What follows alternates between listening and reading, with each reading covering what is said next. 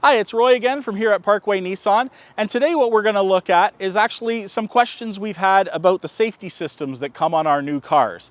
So first of all, starting with the basics, all of our cars come with anti-lock brakes or ABS and traction control. So ABS will keep you from locking your tires up. It's that pulsing brake you feel when you try and stop on ice or on snow. The second one is traction control. And on most of your cars, you'll see that inside as a button that's got your car with some squiggly lines underneath it.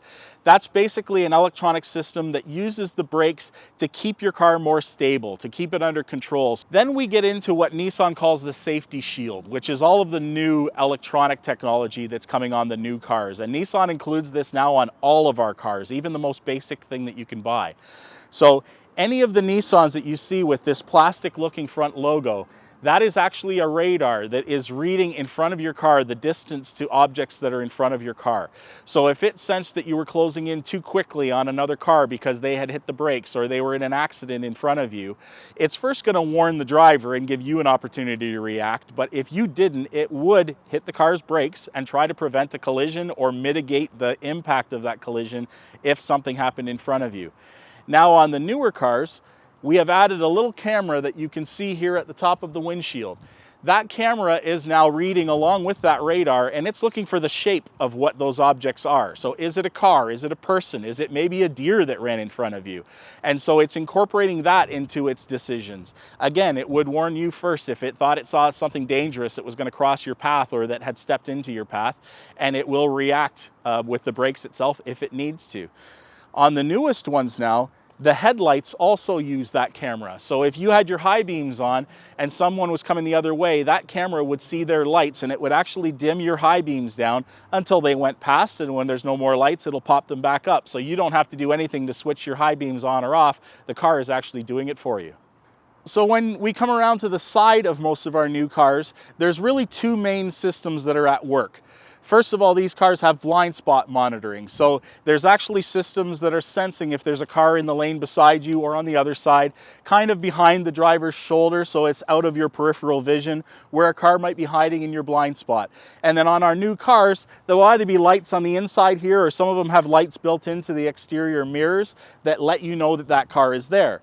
The second level of that system is that if you were to hit your turn signal in that direction while that light is lit, or if you started crossing that line, the lane departure systems will actually warn you. Those lights can flash, the car can beep. It's going to give you an indication that you are about to turn into somebody. Some of our newer cars have also added in intervention. So the system can actually steer you away from that impact if it thought you were turning into someone. These are all systems that the driver can personalize. So you can turn certain lights or certain beeps on or off depending on what you like or what you might find annoying, so that you can use those systems kind of as you see fit and what you're comfortable with. If you don't like the feeling of a steering wheel intervening and you don't want it to do that, you can turn those systems off. So on the back of our new cars, there's actually a few different systems in place as well. All of our cars now have the backup cameras because that's basically become law here in Canada now. So when you go into reverse, you'll actually see a camera image from the back of the car. Many of the Nissans actually have the 360 view. So when you go into reverse, not only do you see out of the back, but you also see a bit of a sky view of your car, so you can see all sides of the car. What Nissan has also added now is the little sensors in the bumpers. So it's that beeper you hear as you're backing and approaching something. And what they've added is an element where if this car thought you were going to back up at any kind of speed that would cause damage against a solid object, it would hit the brakes itself and keep itself from hitting that object, so that you won't back into a car or a pole or anything like that at any kind of speed that's going to cause significant damage. The other thing that we have on the back of the car is what's called rear cross traffic. So much like the blind spot systems on the sides that are looking for cars that are beside you, that same system, if you were backing up out of a parking place, is looking for a car that could be coming from either direction towards you. So if you can't see out of that grocery store parking space what's coming when you're backing up, this car will actually tell you. It's looking about 100 feet in both directions, and it will use those blind spot lights and the blind spot beepers to let you know if there is a car coming from that side or from this side that might be getting in your way when you're trying to back out of that space.